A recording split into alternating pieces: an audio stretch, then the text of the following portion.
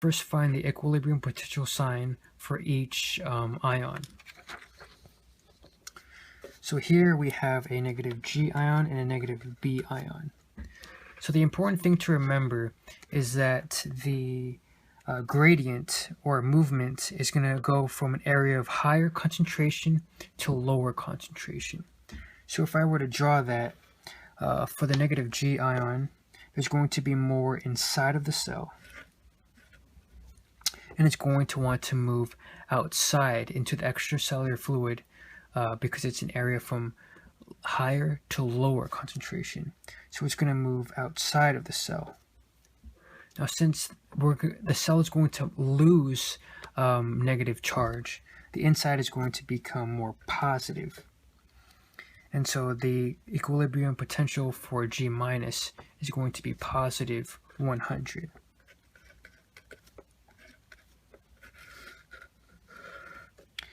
As for B, since we have more outside of the cell, it's going to look like this. And since we have more outside, it's going to want to move inside of the cell, giving us a more negative charge inside. So the equilibrium potential is going to be negative 100.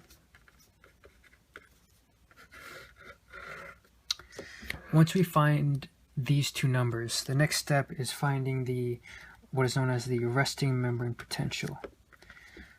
So to find this, we just use the same numbers as before, positive 100 and negative 100. And we multiply them by their percent permeability at rest. So to find the percentages, we just look at the paragraph. At rest, the cells are only permeable to G. So since it's only permeable to G, it's going to be positive 100 times 1. And for the other one, for B, since it's not permeable to B at rest, it's going to be 0. So you just multiply them together. Positive 100 times 1, negative 100 times 0 is 0.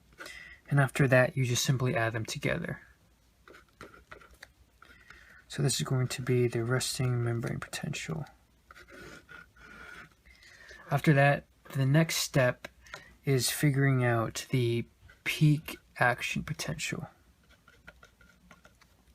And for that, all you need to do is take the same numbers as before, positive 100 and negative 100, and you multiply them by their percent permeability at the peak this time. So to find that, we just read through the paragraph. When the cell receives excitatory input, the membrane becomes slightly permeable to B. So this time it's only permeable to B, which is negative 100. So that's going to be 100%. And since it's not permeable to G, it's just going to be 0. So that's going to be 0.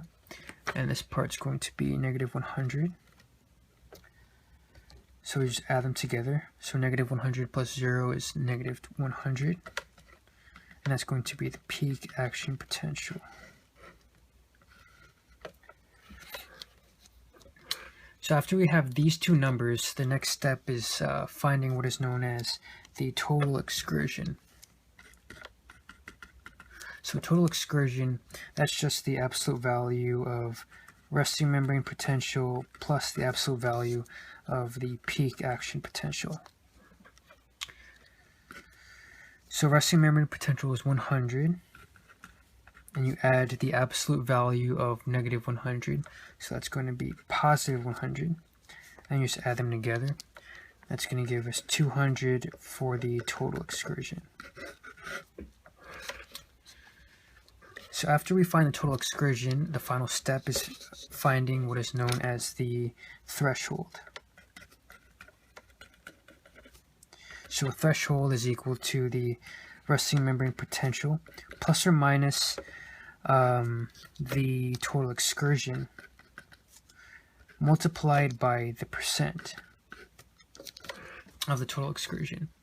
So we just fill out this equation. RMP is equal to positive 100.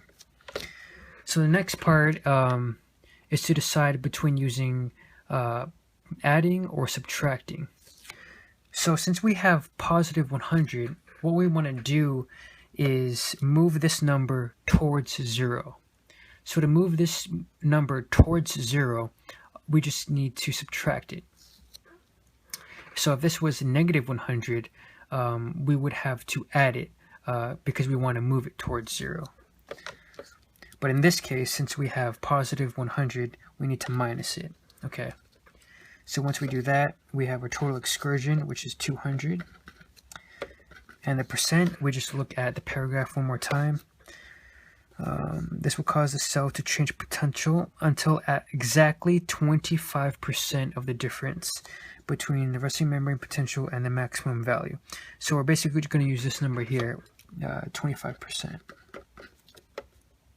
So after that, we just plug it into our calculator. We have 200 times 0.25, we're giving us 50. So 100 minus 50 is going to give us 50.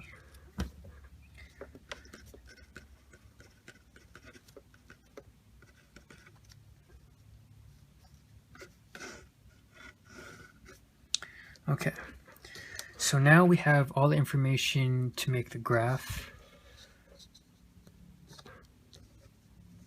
Okay, so our peak, our resting membrane potential was positive 100. Our threshold was 50. And our peak action potential is negative 100. So now we just have to look again at the question to give us more information. Once open, all the channels for B stay open for 5 milliseconds. So what that means is we start at the resting membrane potential, right? And once we hit 5 seconds, it's going to move towards the threshold. Okay.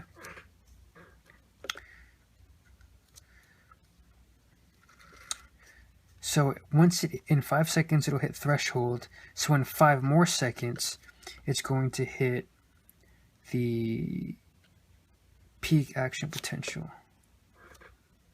And let's see if I can draw this right. Okay, so once it's there,